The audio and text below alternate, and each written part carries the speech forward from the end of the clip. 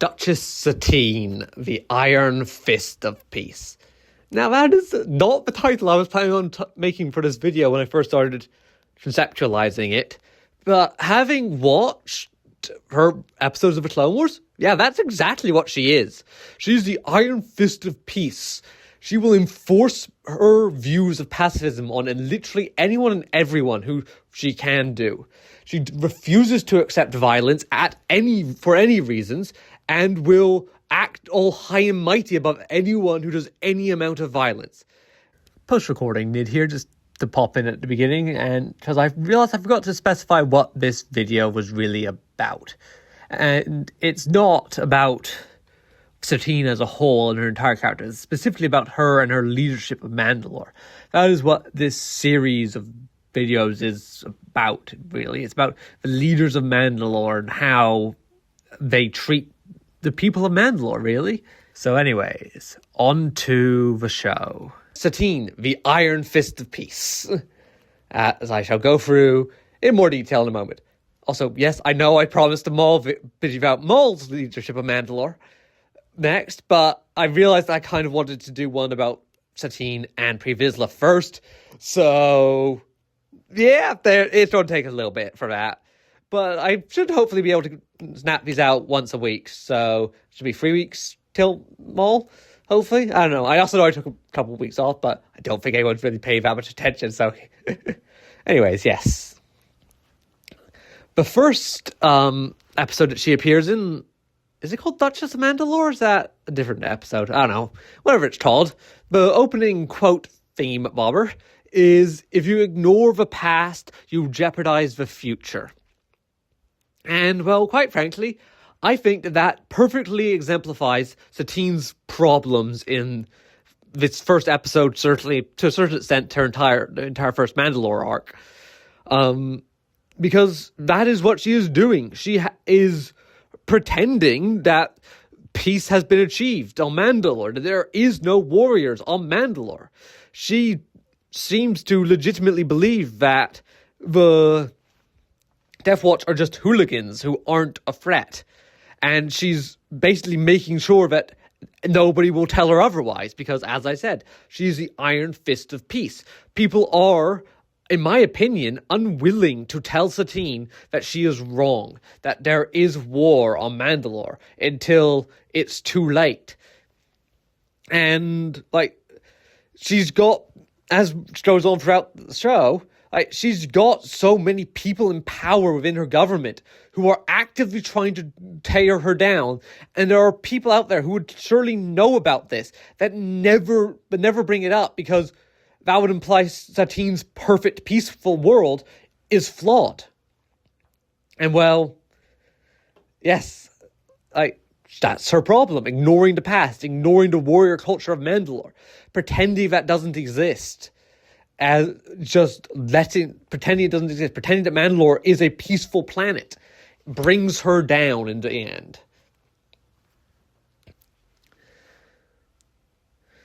So, anyways, the episode itself starts with Kenobi going to Mandalore to investigate a lone Death Watch assassin, or saboteur, I think they call him, who has attacked a Republic cruiser. He goes into Satine's throne room, where he first gets greeted by Almec coming out from the side, who vehemently opposes that any warriors could possibly exist on Mandalore. And I've got a lot to say about Almec. Honestly, I'm not sure if he's going to make his own video, just be like a tangent on this video. But remember Almec. He might deserve his own little video. Maul might be another week out. Anyways, yeah, so Almec denies the existence of the warriors on Mandalore, it denies the existence of Death Watch even. And as Almec says, the Duchess Satine values peace more than her own life, which is, quite frankly, a problem. You should not value peace over your own life. The purpose of Satine's Mandalore throughout the Clone Wars show is, in my opinion, is to show what the problem with pacifism is, with true pacifism is. Not by true pacifism, I don't mean like don't get involved in wars. I mean, choosing to actively not get involved in a war that is going on where there's a clear evil side to it. Like, it feels almost like a sort of criticism of people of neutral countries during World War II and during the World Wars and stuff like that. There's no real explicit connections there, but Satine's government is shown off as is pretending to be something that's perfect and pristine and infallible throughout, mainly through this episode arc, but then as gets revealed throughout the future Mandalorian arcs, there's corruption at the core of her government, bringing it down, destroying it, and Satine's just turning a blind eye to them. And, well, yeah, I think that Satine's Mandalore is just a failure, really. Like, it's pretending to be peace. Satine values peace more than her own life, but, well, which I guess is actually shown to be true to an extent, as she eventually gives up Mandalore to the Death Watch. No, that's not true. No, that's not true at all. I mean, I think that what I would say is supposed to be true, but now that I'm thinking about it, no, it's not. Because Satine very much does value her own life over peace, in a way. Like, she chooses to just hand over Mandalore to the Death Watch, who are warriors, during the Season 5 arc. Like, she chooses to try and save her own life, just become a political prisoner for a little bit, rather than try and remove the Death Watch. I don't know, like, that's the problem with valuing peace over your own life, is, especially to the extent that Satine does, is, well, what, are you going to fight back? Or are you going to fight back against people who are trying to remove the peace? Or are you going to, like, you cannot, if you value peace as much as Satine does, you can't fight back against people who are coming to bring war to you, but at the same time, you can't, then you're just giving up, you're just allowing war to happen. Like, it's an oxymoron to value peace so highly as she does. You cannot value peace that highly, because either when you're just going to allow war to come over and ravage you, or you're going to have peace just crush you under its thumb.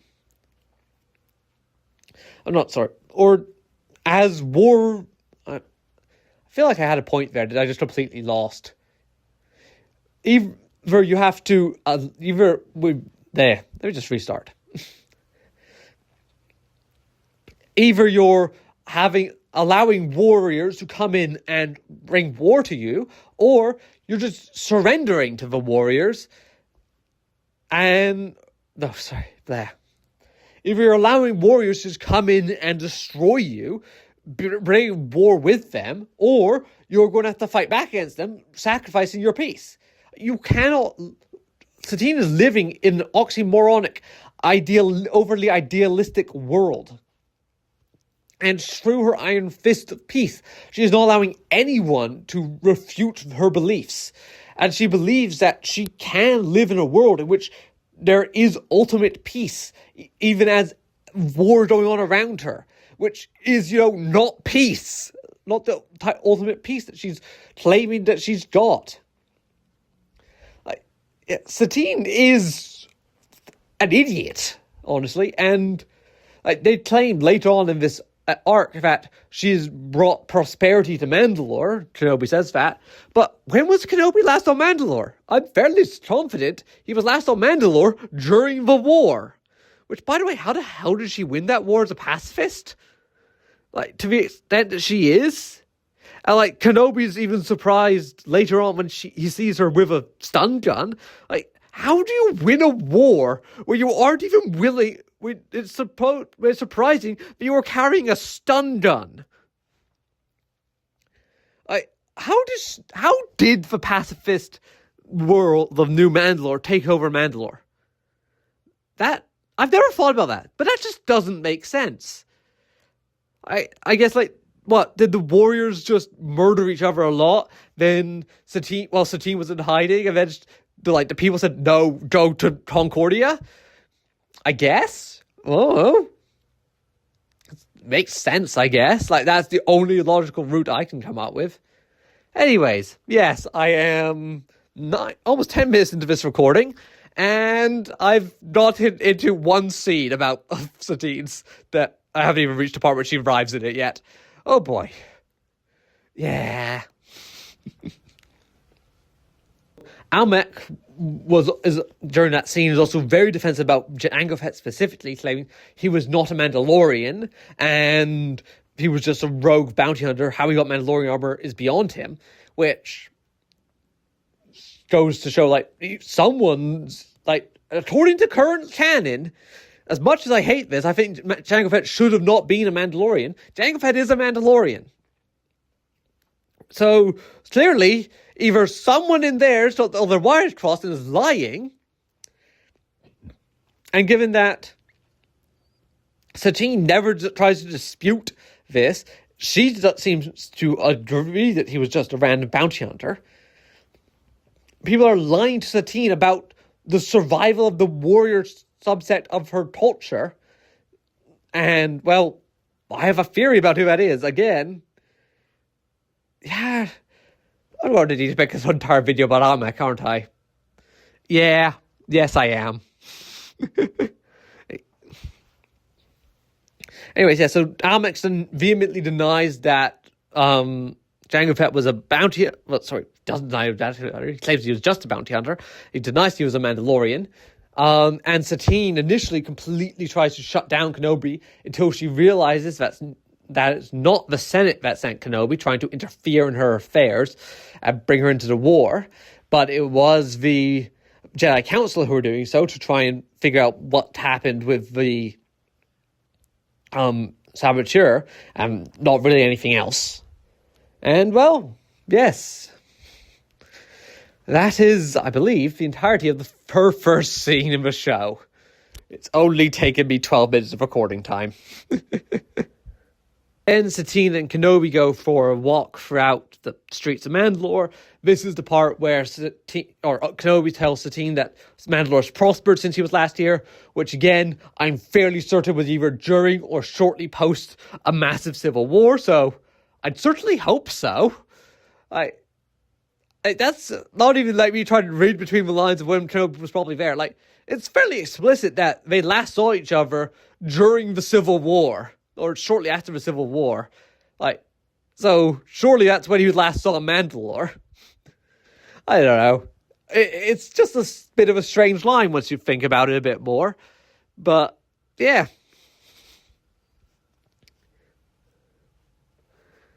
Then Satine and Kenobi have a little chat back and forth about who the Death Watch are. Satine acknowledges the existence of the Death Watch to Kenobi on their walk, and she says they are a small group of hooligans who choose to vandalize public places, nothing more. Having previously told Kenobi that they were probably the source of a saboteur who committed suicide. Which, to me at least, feels counter? Like, she's lying to herself in a way, like, oh yeah, these guys are just random little hooligans, they're nothing more than that. Oh yeah, but also, they sent someone to sabotage an entire ship. Like, what? I don't think she's even, like, she's just not able to piece together anything. She is an idiot. We go on to see the Death Watch logo, which she looks at and immediately realizes is the Death Watch logo, which looks very much like you just took the Clan Vizsla logo that had cut off the bottom of it. Guess who she's totally not looking into the Death Watch? Could it possibly be a member of Clan Vizsla? Yes, obviously it is. It's Pre Vizsla, the governor of Concordia. Which, by the way, is also the planet, or the moon, rather, where she says that the warrior culture was exiled to. And somehow she has been completely and utterly incapable of piecing together that the warrior culture that she exiled to the planet is the one who is the current hooligans. And they are, or hooligans in quotes, of course, because they're not really hooligans, they're terrorists. And that the person who's in charge of them, whose symbol looks very similar to, like, the symbol of the Death Watch, is part of that group, you know? Maybe there's something there. But she refuses to acknowledge that, and her government is full of lickspittles who don't do anything to tell her anything, really. She's just not able to do anything. Her government is completely and utterly dysfunctional because of her own desire for peace above all. She values peace above her own life, which is not good, as I said earlier, and it's not... It just brings down her government because nobody's willing to tell her that there is not peace. Because there must be peace. If there's not peace, then there's stuff wrong, then something is wrong, and I will throw you in jail. Unilaterally. Because, as far as I'm aware, Almec is never put on trial for anything he does, by the way. There's no mention that Almec was tried for his crimes. Satine just locks him up in admittedly a rather quick scene, so there wasn't really room for a trial there, of course. Then when we next see Almec, he's been moved to a slightly different prison cell, and well, he is once again just sitting there. There's no mention of a trial. She just says, you murdered people, therefore you're in prison. Admittedly, they wouldn't need to, I don't know, it's something where they could have easily just not bothered mentioning that there was a trial, there was one. But at the same time, given Satine's track record, I don't think there was a trial. I think she's just unilaterally decided that you are evil, therefore you go to prison. And I don't know. Almec's another really weird and interesting character that does need a video of his own, but that will take too much time for now. Anyways, yes, where was I? They just talked about the Death Watch saboteur being probably one of the hooligans, who are just hooligans, but have also sabotaged the ship. Those two definitely make sense together, and there's no contradiction there, yes. Then she and Kenobi have a little banter back and forth about what a peacekeeper is. Kenobi says, a peacekeeper belongs on the front lines of conflict, otherwise he wouldn't be able to do his job. To which Satine responds, the work of a peacekeeper is to make sure that conflict does not arrive. To which Kenobi says, yes, a noble description, but not a realistic one. To which Satine says, is reality what makes a Jedi abandon his ideals, or is it simply a response to political convenience? Then the Death Watch blow up something near them, so it's a very conversation that gets cut off. But Kenobi is, quite frankly, outlining the problems with Satine and Satine's Mandalore. He is saying that peacekeepers, you need to be able to actively keep peace. You cannot just assume that we can stop any war from happening, and then when the war happens, you just look at it and go, duh.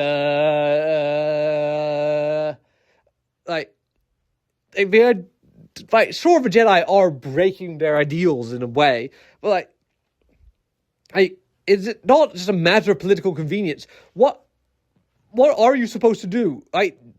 When there is a war going on, you cannot just say, I will sit back and watch war and assume that peace will happen. Especially when one of the sides, like the Separatists, is literally run by a Sith Lord who is evil. Admittedly, the Republic's also ran by a Sith Lord, but nobody knows that part. Whereas Count Dooku is not completely known as a Sith Lord, but known as a Sith Lord to the Jedi, and it's not super private knowledge that he's a Sith Lord.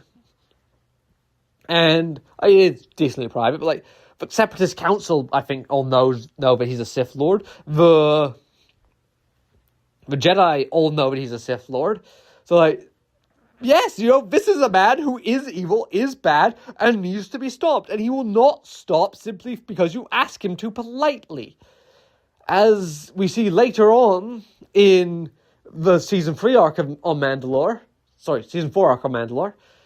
Yes, I'm jumping around a lot. Shut up. In Season 4 arc on Mandalore, Satine just lets the Separatists take away Lux Monteri, who's just in front, come to Mandalore and to proclaim the evils of the Separatists publicly, and she just lets the Separatists take him away with 2 commando droids.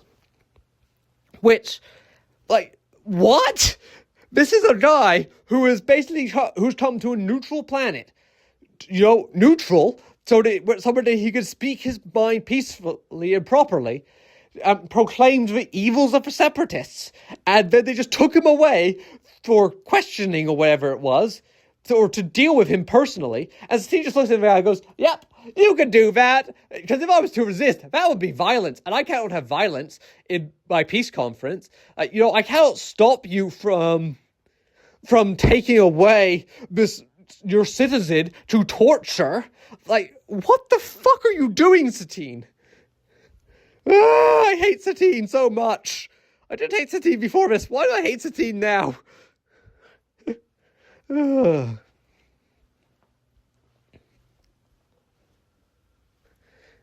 Satine's video should be titled Destroyer of Mandalore, not Bo-Katan's.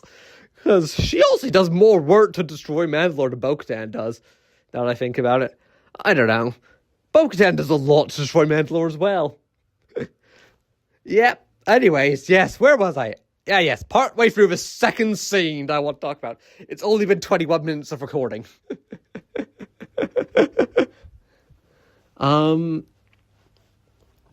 So then the Death Watch blew up some statue thing, which, by the way, we see that statue thing I think in the season 3 episodes.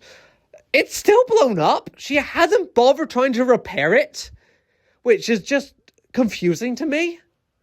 Anyways, yes. So Satine then sees that it was Death Watch, having initially believed that Death Watch was not capable of such a large-scale attack, when she had previously, again, stated that she believed that the saboteur who attacked a Republic cruiser was part of Death Watch, but they aren't capable of, planting a bomb on Mandalore? That, isn't even a particularly big bomb. It certainly injured some people that might have killed, 1 or 2. And, what? Satine, you're so contradictory in what you believe. I don't understand you. This is also such a small scale thing. What does she think the Death Watch are capable of? Spray painting the sides of buildings saying, "Oh, Satine is evil." Is that all she thinks the Death Watch are? This is an incredibly minor act of terrorism.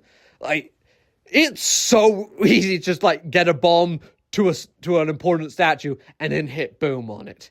That is all they did. It doesn't seem like it shows really any structural damage to anything around it. I don't really know how easy it is to buy bombs, but, it feels like this is a size of bomb that you could reasonably get a permit to use in, modern day countries. It's not an excessive bomb that would take... It doesn't cause any sort of excessive damage. It doesn't level a building. It causes minor damage to a statue and blasts some people back. Don't get me wrong, it's bad, but, unless you think that the Death Watch are just, hooligans spray painting buildings saying Satine is evil on it, this is so minor. How does she possibly think that this is beyond the reach of Death Watch? I don't understand. Then Kenobi says, "It is obvious the Separatists are supporting the Death Watch," which, I'm not sure there really is, but sure. At this point, but sure. To which Satine says, "I disagree. I told you I wanted to stay out of this conflict." Which, hey Satine, you don't always get that choice in the matter. If some people want to side on your planet, side with one of the sides of a conflict out of your control, then hey, look, that's happened. It's not about you. Why do you, just because you think that you're not part of this part of a separatist republic conflict, doesn't mean the people on your planet won't try and pick one of the sides of the conflict to join up with.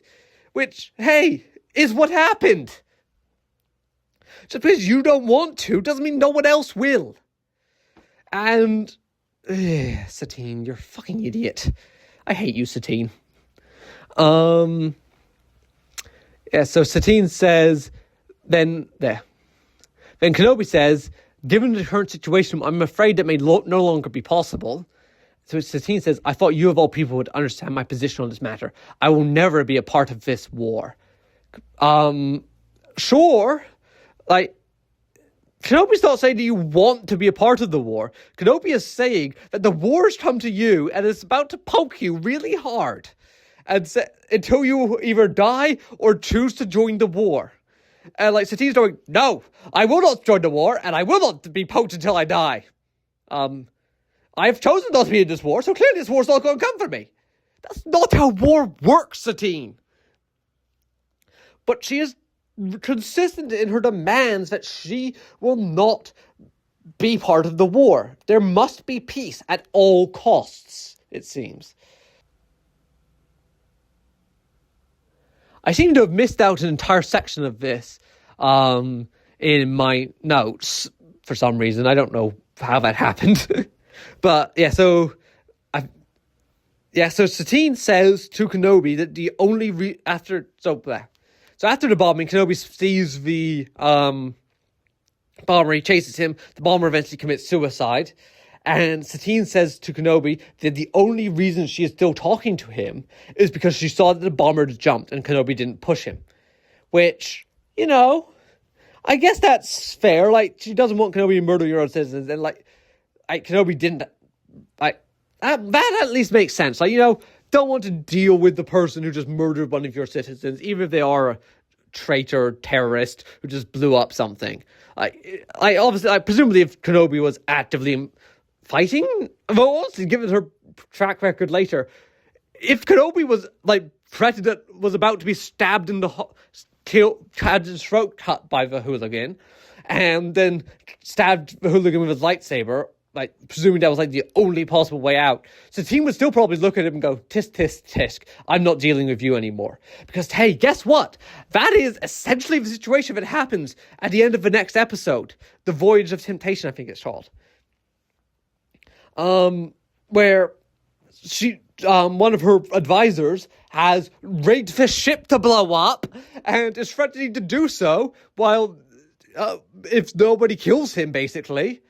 And he says to Kenobi that you could kill me, and Brandon, a cold-blooded killer, everyone on this ship would praise you.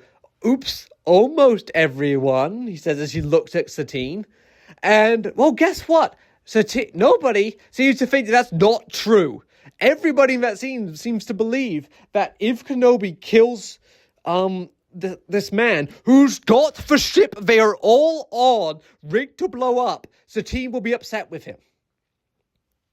Which means that Satine literally values the not murdering one man over allowing one man to murder hundreds of innocent people. Hundreds of innocent people for the life of one man. And she seems to think that is not a fair trade. Anakin then comes in and kills him because, you know, that is the right thing to do. As Anakin says, he was going to blow up the whole ship. Which, hey, guess what, Anakin? You're right. Your desire to just murder people has actually paid off in the right way for once. Satine and Kenobi then look at him like, oh, what have you done at that point? Anyways, which means, yes. So I think that even if this man was about to murder Kenobi, but if Kenobi had murdered him back entirely in self-defense, that Satine would be upset with him, which is absolutely ridiculous. Anyways, yes. Where was I? Oh, yeah. So he dies. The bomber dies. He gets shipped back to Concordia with Satine and Kenobi in entourage. Then they have some neat little scenes with Pre Vizsla. Satine does a lovely talking to two people at once with the same words, but not trying to make sure that one of them doesn't realize. I think Pre Vizsla realized, but that's not the point. Then they go off to. Then she goes and frees Kenobi, and during that, she does distract away the Mandalorian guards rather than simply trying to kill them or anything. they go up and they go up to what turns out to be the hangar, not the way they came in, which was kind of bloody obvious, Kenobi. Like, Kenobi says something very like, oh, this isn't the way we came in. Like, no shit, you didn't come in through an elevator. You came in through, like, walking in through a corridor. I don't know why you got in the elevator if you were trying to just leave the same way you came in. Anyways, yeah, so they then go up. Kenobi and Vizsla have a little fight, which I'll talk more about in the Vizsla video. And then they manage to escape from Vizsla. They go on to the Voyage of Temptation. And we are now in episode 2. It's only been half an hour long. Talk about a 22-minute episode with a few tangents. Yeah. During the Voyage of Temptation, we see Satine talking to... Oh yeah, actually, I think this, at the end of the last episode, is where Kenobi and Satine have that line about how wars come to the planet and separatists become a Death Watch. Which at that point, yes, it does actually make a bit more sense, because like they are clearly fairly militarized by that point. But anyways, yes, the Voyage of Temptation, which we get introduced to Satine and amongst her group of fellow senators, and she is lying down on, I won't call it a palanquin, but I don't think that's the right term at all. But like she's lying down, raised on an elevated platform, like an emperor looking over his royal subjects, just who are bickering in the foreground. And then she chooses to deign them to a speech about pacifism, in which she says, "War is intolerable. We have been deceived into thinking that we must be a part of it. I say the moment that we committed to fighting, we have already lost." Then for some reason I wrote, "Are you?" I don't know why I wrote that in there. I don't know. Anyway, so like she says, like, the moment we've committed to fighting, we have already lost the war. Which, no, if there's baddie but bad on the other side of the war, who's the one who attacked you and tried to actively murder people and blow people up, that is not good. You fight back against that, Satine. Pacifism shouldn't just be, oh, any fighting is abhorrent and shall not be tolerated. As Anakin says, we fight for peace. To which Satine responds, what an amusing contradiction. And in a way, yes, it is an amusing contradiction, that fighting for peace.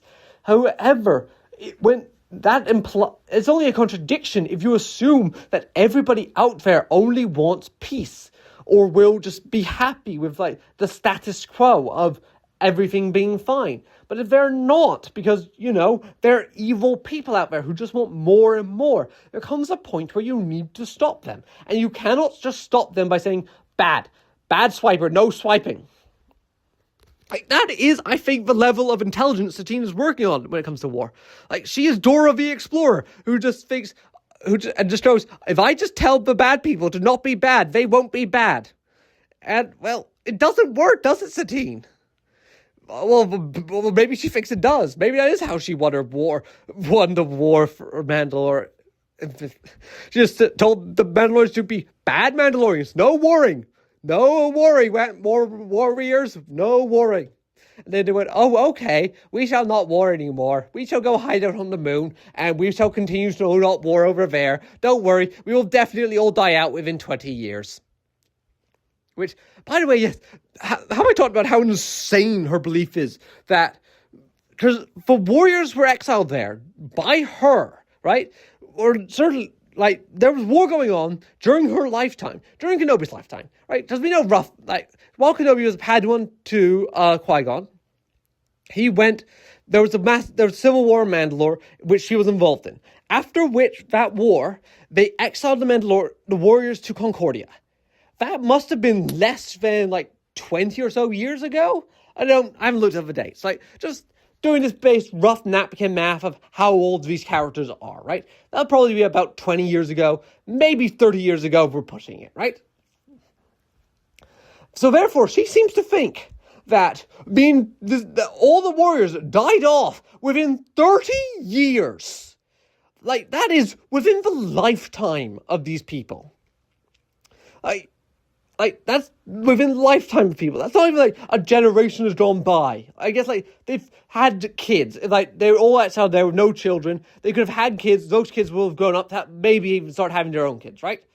Like, maybe that's a bit pushing, because I was also pushing it with the 30 years. But, like, we're talking about within, like, well within the lifespan of all the people you exiled there.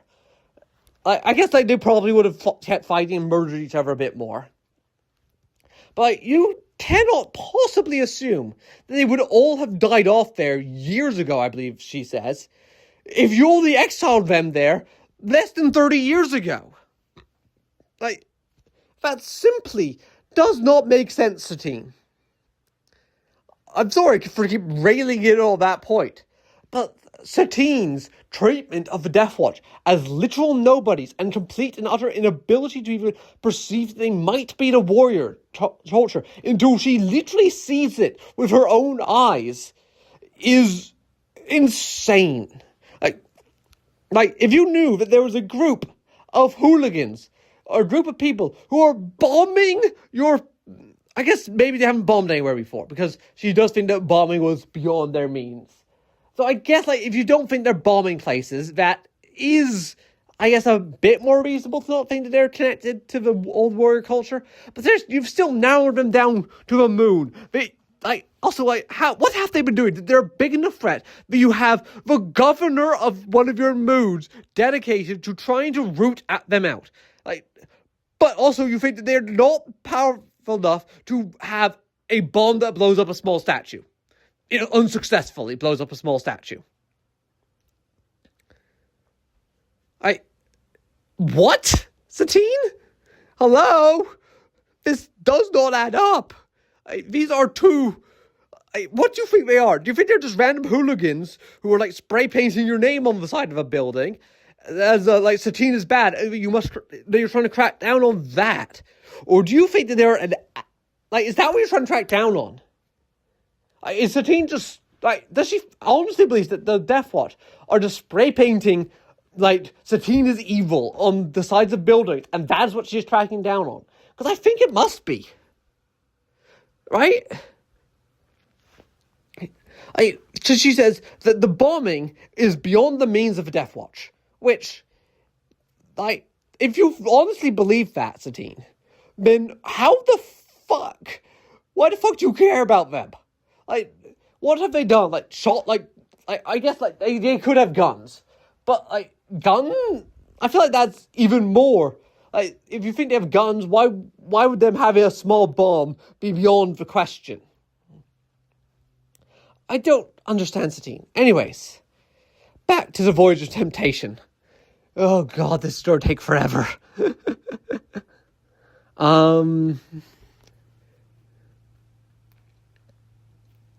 Then Kenobi and Satine are having a bit of a conversation, which Kenobi says the Republic military presence is the only sure defense against separatists, to which Satine says even extremists can be reasoned with.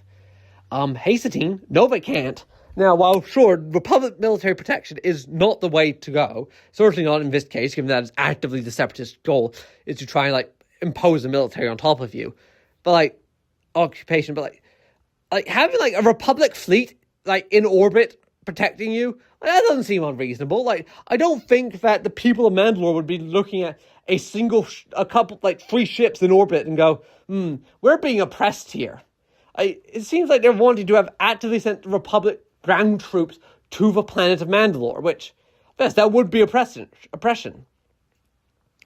And, but, there's no reason for them to be doing that. They could easily just have a few ships in orbit, which have their own supply chains, right? So, they're not draining the supplies of Mandalore. And, that is enough protection to stem off the separatists without also, creating a war, enough of a presence to upset the people of Mandalore to allow the Death Watch to come in and rescue them.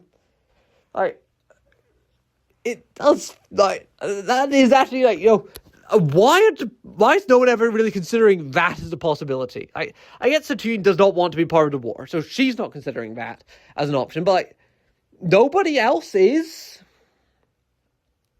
Nobody else goes, hey, how about we just, have some few ships in orbit, because, the Death Watch is, like, the Separatists are involved in this, you were just invaded by Separatist droids, right? Like, that is a fairly indisputable fact that Separatists came in and attacked you. So, hey, we're going to put some ships in orbit to just protect you. You're going to have those supply lines. You'll be able to keep having your own supply lines. We're not going to be cut off because you've now officially declared your neutrality as completely and utterly, forcing your armament to go to the black market later. Anyways, yes. Where was I? Yeah, like, a couple of conversations in. At least this episode is not that Satine heavy. Yeah. So this is then when... So then the droids in the underbelly come up. They start sending some small... The small droids come up, and Satine starts using her taser gun on them, her deactivator on them, and Kenobi goes, wait, this is when you carried the activator. Which does imply that back when Kenobi and Qui-Gon were with her, she did not have any weaponry at all to defend herself with. Now she has picked up one. And this is where she gets so completely and utterly hypocritical that it's insane. Because she just says, just because I'm a pacifist doesn't mean I won't defend myself. Satine, let me roll back to earlier in this episode, where you said that we fight for peace is an amusing contradiction. Like, that is essentially what the Jedi are doing, right? I'm not trying hard here. But, like, you're fighting to defend yourself. They are fighting to defend the Republic, which is, as a whole, a good institution. It has its problems, don't get me wrong, as do all governments, but the Republic is a good institution that's being attacked by an evil one. Just like you are, allegedly, a good person being attacked by evil droids that are trying to kill you, and you're defending yourself from them. Guess what, Satine? That is exactly what the Jedi are doing, just on a larger scale. And you still seem to understand that. Oh, I hate Satine. And it is her way or the highway. That is also what I hate about her. Is like, she does not seem to understand that, like, if someone disagrees with her, they can be right. Like, even though she says, even extremists can be reasoned with, but to her, everyone's an extremist. Because, you have fought in a war which, someone punched you and you set up a block that slightly hurt them back? Well, clearly you're just as bad as they are. Like, that seems to be her point of view. Now, I might be, like, pushing it a bit there, and, like that is probably a bit beyond what she claims, but, like, Jedi, but equally, and then she goes here and she just has a deactivator because she will defend herself. But then she gets upset when other people try to defend themselves. And like later on in this very same episode, as I've mentioned many times at this point, or at least once, I don't remember when I mentioned this, there's a guy about to blow up the ship, right? Everybody knows he's about to blow up the ship, and that the only way to stop him blowing up the ship is to kill him. I mean, arguably, you could have, like, cut off his hand or something to stop him, but it's presented as, you have two options. Murder this man who's about to blow up the ship, along with you, your boyfriend, and everybody in this ship, which includes hundreds, not thousands of innocent lives. Or, you kill him, right? Hundreds to thousands of innocent lives, or one man who's threatening to kill all of those people. This isn't a hard decision, Satine. However, you, who will defend yourself, refuses to make that very clear decision. Because, apparently now, it's a matter of murdering a person, I guess. That is now something that needs a bit more thought and defense put into. Satine. I hate you, Satine. I did not hate Satine before I started making this video. Now I hate Satine. She is such a hypocrite. Such an evil character, honestly. No, I would never have thought that Satine was an evil character before I started making this video. But, she is. Like, what else can you describe her as but an evil character? Like, she just is evil. Because in her aggressive pacifism, she has become evil. She is choosing to let evil survive. Like, she's choosing, like, if it was up to her, like, she was struggling with the decision, but it seemed like she would have chosen to let her former advisor blow up the entire ship rather than kill him. Like, I don't understand how she could possibly do that. Like, meanwhile, she also previously, like, now that I don't understand. It's bizarre. Like, there are usually murder is wrong. I know, controversial statement. Murder is usually wrong. However, there are times, like when somebody is about to blow up hundreds to thousands of people, that murder is okay. You know, if someone is about to commit a massive war crime, massive crime, murdering thousands of innocent people, then it's okay to murder them. That is self-defense, Satine. Ugh, I hate Satine. I hate her so fucking much. Anyways, yes, on to the third episode, which I've got a much shorter section on, and I don't really remember there being much else. But Satine says at some point during it, the Republic is stamping on people's rights and that they need to speak up. Which, yeah, like the Republic is the Republic is somewhat stamping on the rights. She's saying this specifically right after, I believe, the Republic has voted to send the send the clone occupation army to Mandalore, which, yeah, that would probably end up stamping on their rights. So, yeah, I get that.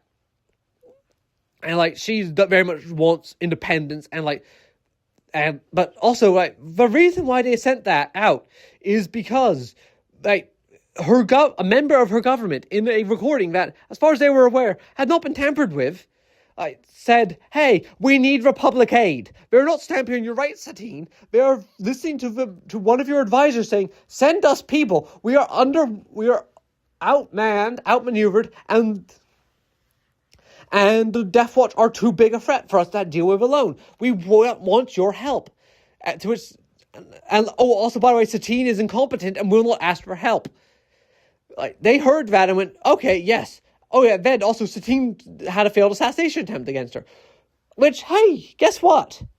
That is a lot of reasonable evidence that they would not be stamping on your rights to send in the army to help protect you from the people that your own government has just asked for protection from.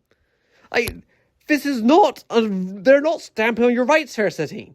They are listening to your people and going, yes, we will help you, as you have asked us to do. Satine.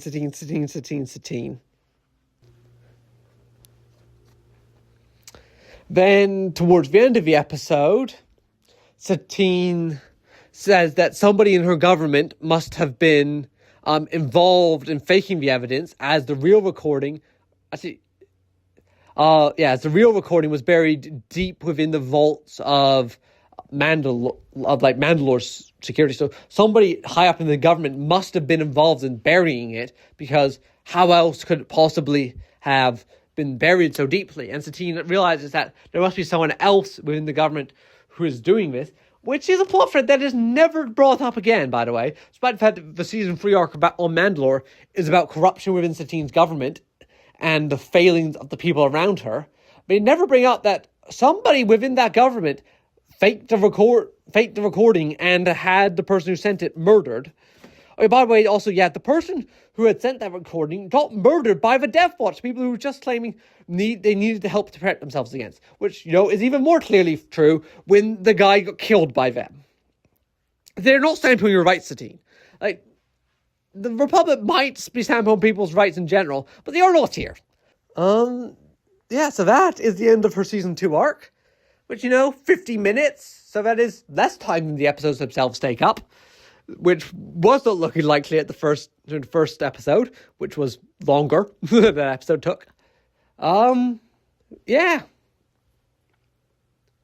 Oh yeah, also, I forgot to mention, I do have my theory about who the person in the government is that was working for the Death Watch, and, well, you've probably guessed it already, but it's Almec. I theorize that Almec was a part of the Death Watch. I don't have a massive amount of evidence for it right at the present moment. And his video, I'm trying to make a video on Almec at some point. And when I do, I'll bring up all my evidence there as to who I think Almec is and what position I think he's in within the government. But anyways, yes, that is her season 2 appearance. The hypocrite who enforces her own views upon others but does not follow them herself. She is willing to defend herself from droids, even despite being pacifist, she will defend herself. But when thousands of people are being threatened, she will not kill, because to do so would be to break her own beliefs. And because, Kenobi, and to do so in front of Kenobi as well, like that person who she's been preaching to, she's struggling to do it, especially when the guy says, "Oh, you cannot do it because you will break every pacifist ideal you hold." When, guess what? You're about to blow up the ship. Like, that should not be breaking any pacifist ideals, buddy. But anyways, apparently it is breaking pacifist ideals to murder him, as she will not, and he convinces Obi-Wan to not do it as well. So if Anakin wasn't there, there's a solid chance that entire ship would have blown up.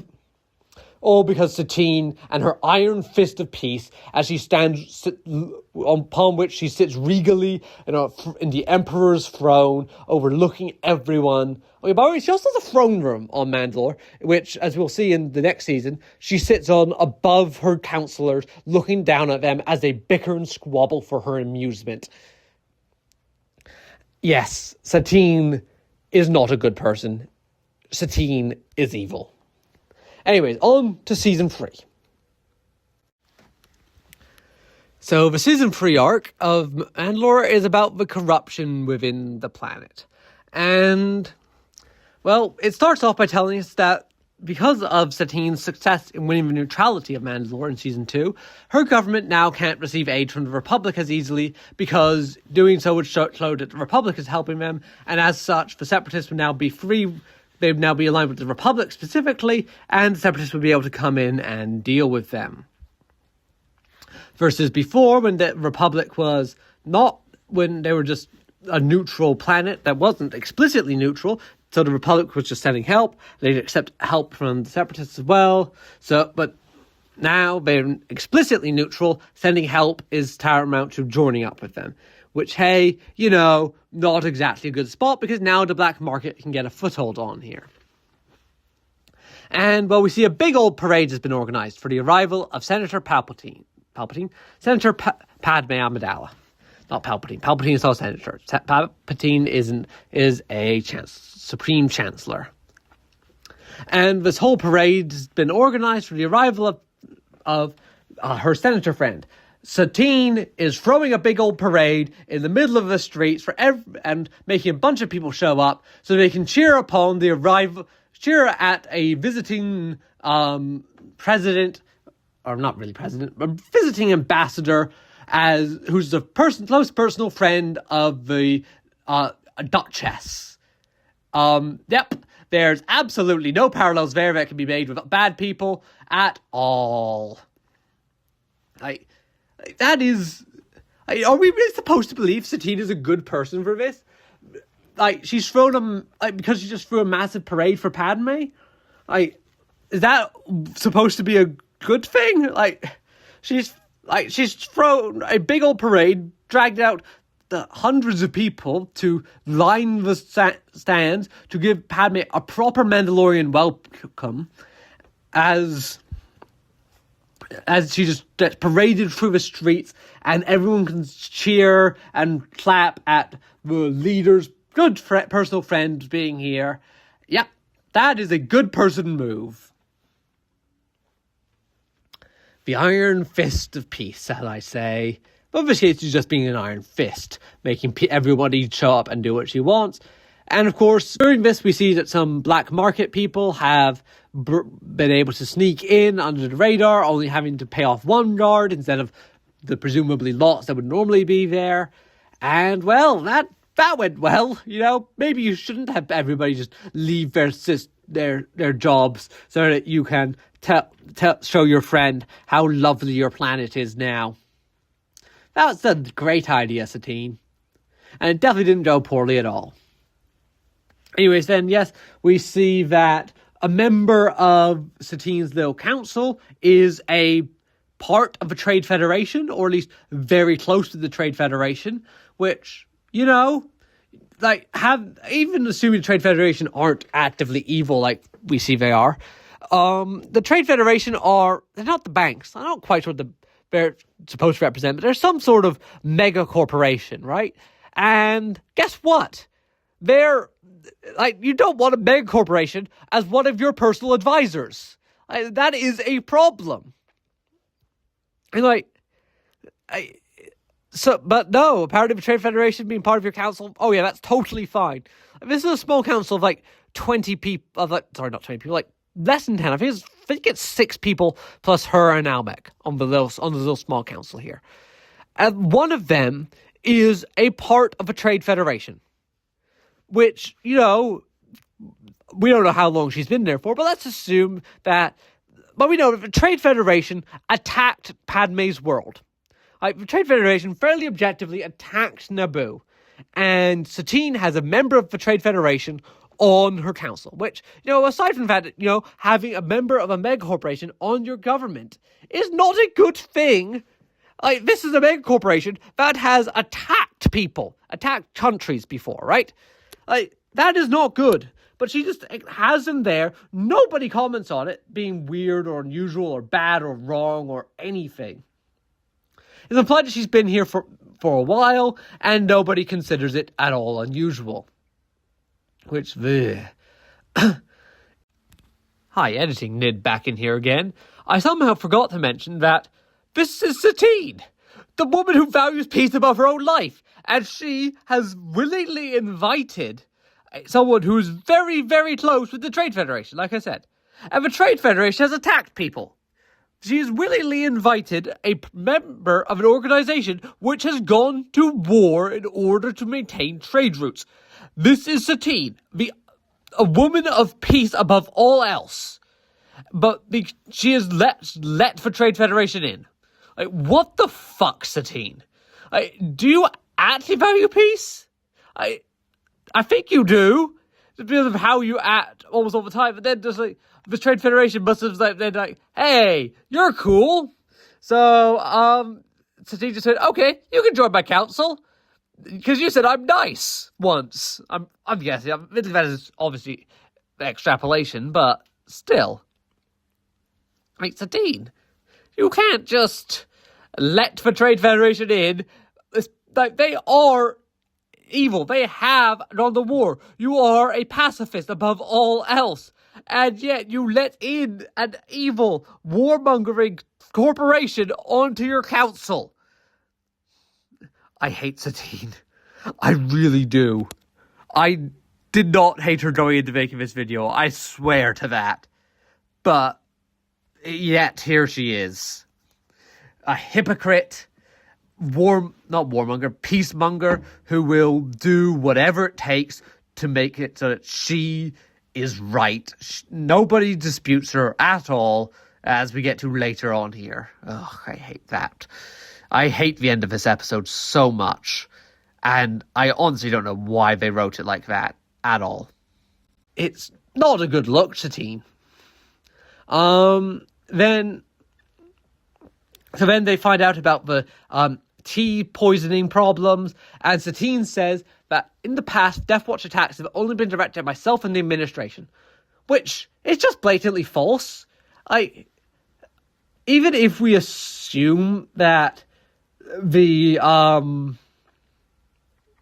bombing in season 2 was directed at Satine, it was very much catching other people in the crossfire without any concern for that at all. So, they're clearly just trying to get you to listen, get you to pay attention, we could say, sure, because it was done in front of her, but there were others way closer than that. And, well, that's not to mention, of course, anything that's happened off-screen that we haven't explicitly seen. She does go on to say, not the children, which is, as far as I'm aware, accurate. I don't think we've ever seen the Death Watch attacking children. So, good job there, at least. Then Satine goes on a bit of an investigation spree, looking into the poison tea. As they're looking around, they point out that the tea is brought in from an outside vendor, and apparently the chief scientist didn't think that was worth looking into before she pointed out, which, shows that there's this level of incompetency in their government that they don't think. He goes, we've tested all their food as a regular diet, so there's clearly nothing there. Every kid in the thing has tea, and he hasn't fought the test bat, and this is your chief scientist? What? Anyways, yes. So they do eventually test for tea and find out that it's all poison, so they go around investigating and beating up people to get them to talk. And one of them is the school superintendent, who initially says that the school's budget was too low. That's why he allowed the tea. Given the tea was sold through an outside vendor, is a bit confusing. But Satine's, anyways, so he says the school's budget was too low. And then Satine says, the school has received sufficient government funding. As though the government saying that you have received enough money for what you're doing is the be-all, end-all. And there's nothing else to consider here. You've received enough money. And he goes, you know what, fair cop, you're right. I've received enough money. I just wanted more money for myself personally. Which, yes, he does say that I was just doing it for my own personal gain. But, the school received sufficient government funding. She just says that, and nobody disputes it. It is very reasonable that the school is underfunded. Schools in the real world are often underfunded. And now, sure, you could make arguments that there's not enough money available for them, which, especially given the economic crisis that Mandalore is currently in, is arguably correct. But Satine just says, you received sufficient funding, and he goes, yeah, fair cop, you're right, we received enough funding, I just wanted more money for myself. Nobody disputes that. Her claim is that you've got enough money, and he goes, yeah, I guess we did. Maybe they do, maybe they don't. They probably don't, because schools are perpetually underfunded. But, it just feels wrong that she goes, the school received enough money, and that is apparently just objectively true, no concerns there to respond to. We're just going to sweep that under the rug. And then they go out and they investigate the docks. They beat up the people at the docks to find out where the tea's going. They intimidate the dock manager and the dock guard. And they spy on the dock guard. And they eventually find out where the tea is. And that's being guarded by two they're not unmarked. They're unmarked guards on the next episode. But two guards who refuse to let them in. So they have them murder. So they get taken out. And then they go into the tea shop. And they fight in there. And they kill off all the people selling the tea. Except for the scientists. And I think one of the little aid people. Yep, okay, great. You've secured the tea. Now you need to look around. See what was going on here. Make sure there was nothing else. Oh no, Satine says, we're going to burn this down. Then when the captain of the guard says, hey, maybe we shouldn't burn this place down because, evidence and stuff. I'm a cop. I know how to do evidence and stuff. Satine just says, if you do not burn this place down now, I will lock you in prison, assuming that you are an accomplice to this crime. He was doing his job in the correct way, and Satine just goes, no, it is my way or the highway. Burn this place down. It's a bad place. Burn it, or else you are thrown in jail. I've never thought about just how insane that is before. What? I don't even have words to describe how batshit insane that is. The politician just says, destroy any possible evidence here, please, because I want it gone. And nobody questions it. Well, I guess the guard does slightly question it, but then as soon as he does, she says, no, do it or else I'll lock you up. And he goes, okay, ma'am, burn the place down. He's a bit more begrudging than that, but still. As soon as she says, no, do what I say, he immediately capitulates because Satine rules with an iron fist and what she says goes. The chief of police tried to dispute with her, but she did not let him, so he just went, okay, you're up, you win. And then do what she says, even though it's obviously the wrong idea. So dumb. I hate Satine. She is the worst. I did not think that I'd come to this conclusion. I honestly did not. I thought when I started making this video, or researching for this video, that my conclusion would be that Satine was a good person who was ultimately misguided in her excessive belief in peace, and that let the Death Watch take over. But no, she is a bad person who is actively enforcing her will and scaring her people into not disputing her, and ignoring any and all evidence that there is crime and bad people going on in order to further justify her own goals and desires. And well, in the second half of this arc, where Ahsoka has come in to, as far as she's aware, teach some of the upcoming people about corruption, which, by the way, why are you having a Jedi teach about corruption? Like, Jedi don't really deal with corruption that much. That's not really their forte. Well, of course, she's not really there to teach about corruption. But that is, as far as Ahsoka's aware, what her goal is here. Ahsoka is never informed by Satine that she is here to do anything other than teach about corruption.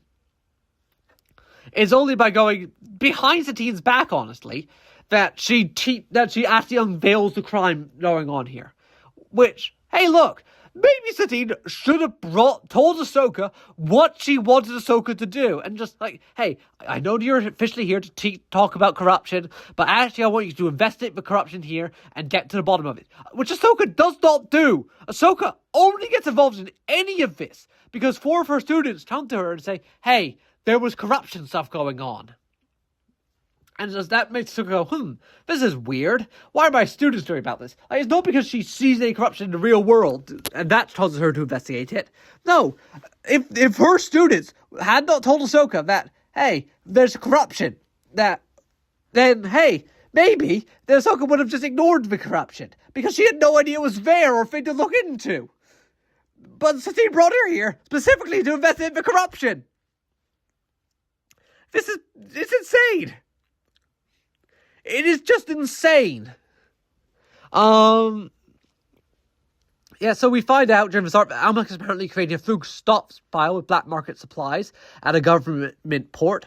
And then when Corky, Satine's own nephew, tells Satine that, hey, Almec is doing this, Satine seems to just brush him off and tells him and his friends not to bother looking into it. She's done her own investigation into corruption going on.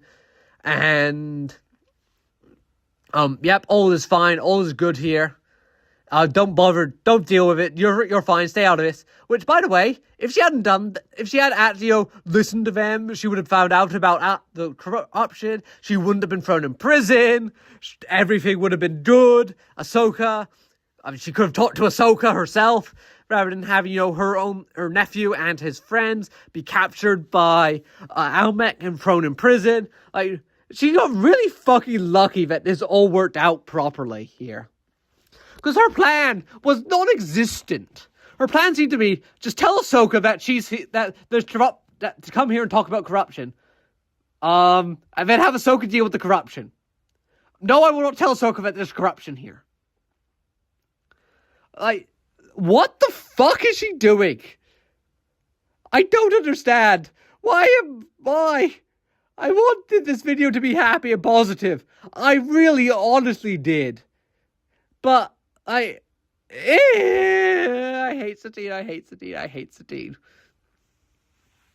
And, well, and Almec, by the way, is the second most powerful person on Mandalore, has a small private army running a massive black market scheme, and Satine does not realize it's him, as far as I can tell, ever. She might realize it late into this season, because, late into this arc, rather, as her nephew tells her that, hey, there's shady stuff going on here. But even then, it's not clear that she actually knows who it is or what's going on.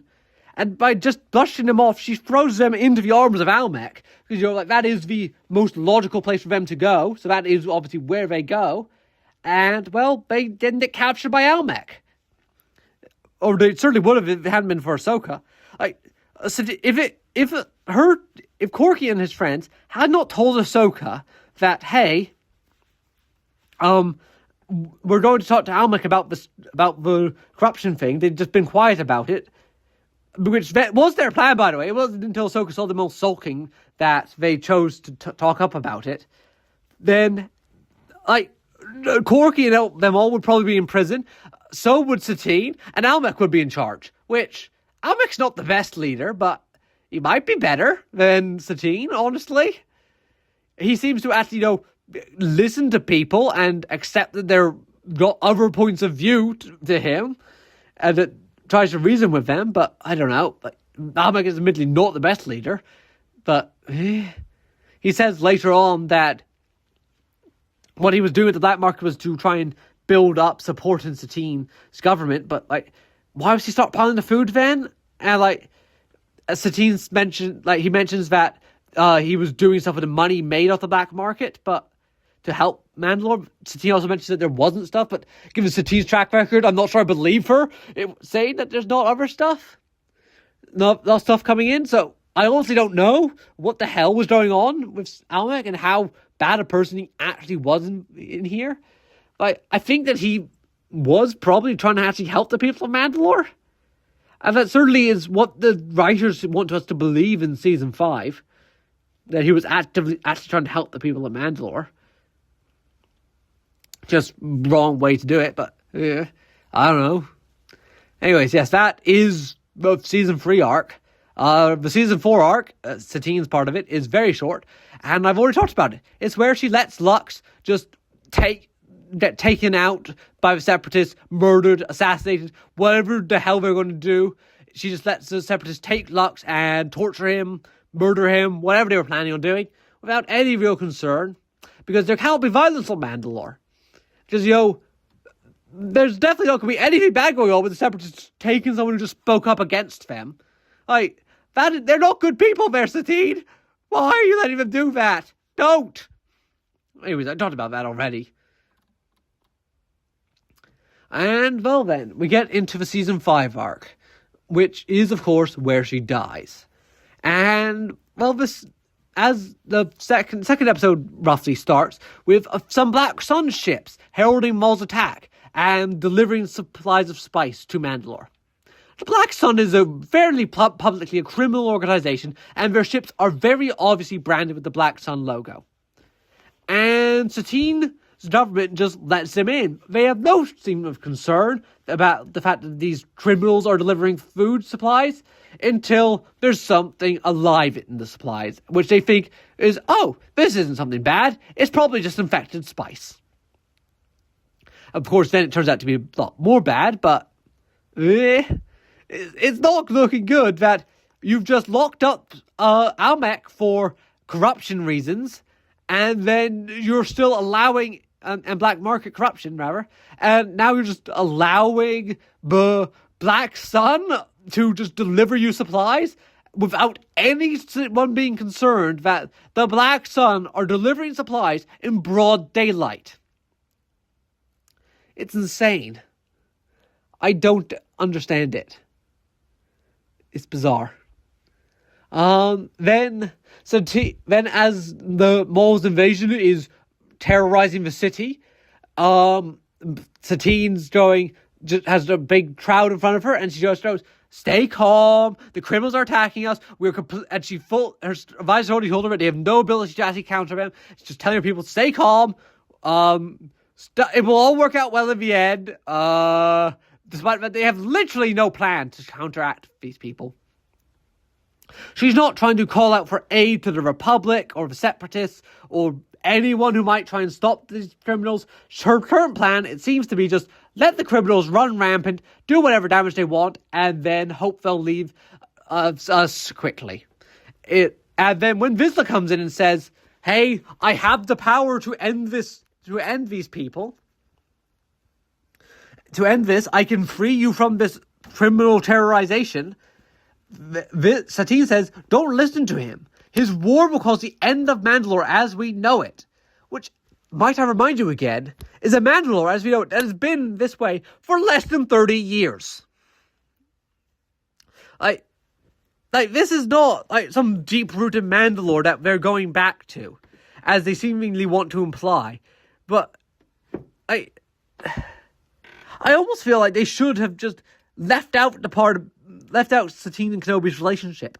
Because if you do that, and therefore you've removed the Mandalorian Civil War from happening in the very recent past, then the peaceful ways of government work so much better. It functions so much better because, like, the government is actually entrenched. Like, this is a peaceful government. There's been time for the warrior culture to have died off in Concordia.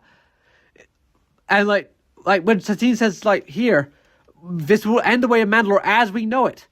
Most of the people in that crowd probably know the Civil War era of Mandalore. Like this is saying to someone who lived through the bombings of World War II that, hey, this will end the life as we know it. Like, this war will end life as we know it. In like the the 70s, right? If you said someone to someone there, they'd be like, what the fuck do you mean? I lived through the war. I know what bombings are like. I didn't like it, sure, but it's better than the terrorism going on right now, probably. Okay, maybe yes. Maybe not, but, like, equally, probably not that extreme, but, like, the warrior culture of Mandalore, which was a problem largely because there was a civil war going on. They were fighting each other, whereas Pre Vizsla is not planning to have a fight amongst themselves. Now, of course, that does happen to break out, but that's not because of Pre Vizsla. Pre Vizsla wanted Mandalore to be strong, to be united, and to break free of the oppression, which is, generally speaking, a good thing. Sure, his way of doing that was through war and conquest, and which wasn't so good, but, like, you're not ending Mandalore as you know it. He's trying to unite Mandalore again. And you'll liberate them from the current oppression, which is just insane. Anyways, yes. And we then also hear later on again from the Jedi that Satine's position of making Mandalore neutral makes it difficult for the Jedi to assist in helping her, and that's why only Kenobi goes in. So she is literally shooting herself in the foot here by not aligning herself with the Republic. Like, this whole plan, like, everything that goes on would have failed if, like, the Republic had just, sent, like, 3 ships to sit in orbit above Mandalore. Not a ground occupation. Like, a small naval blockade of Mandalore. Would not have been scary enough for the Separatists, for the Death Watch to be able to go, hey, look, they're oppressing you. And they would have been able to help root out the Death Watch, which sure they didn't super need, but, like, would have been helpful. Sure, they didn't need the help to root out the Death Watch. Probably, honestly, they did actually, because, they had a fairly sizable army there that, didn't get rooted out, by the way, without Republic aid. So, maybe having Republic aid would have been a good thing. But no, Satine said no, so they did not get Republic aid. And there was no Republic blockade. There was no Republic forces here to protect you, allow for supplies to come and get you. Every single problem that has come out of Satine has been purely because she refused to allow any Republic assistance to her in Season 2. Everything would have probably been stopped if it was not for that. Like, the only thing that she's really gained was being the host of the peace talks in Season 3. Or Season 4, rather. And those peace talks fell apart pretty much immediately because, the Separatists were clearly not actually trying to have peace there. Given that they sent their warmonger senators to defend it, to take up the peace side. And, well, yes, that is Satine. The iron fist of peace. My way or the highway. Oh, and by the way, you've done something I don't like. Screw you. You're locked up. By the way, I'm still going to keep doing what you were doing. Just now it's my way, so it's good. Yeah. Fuck you, Satine. Up next, Pre Vizsla, the warrior of Mandalore.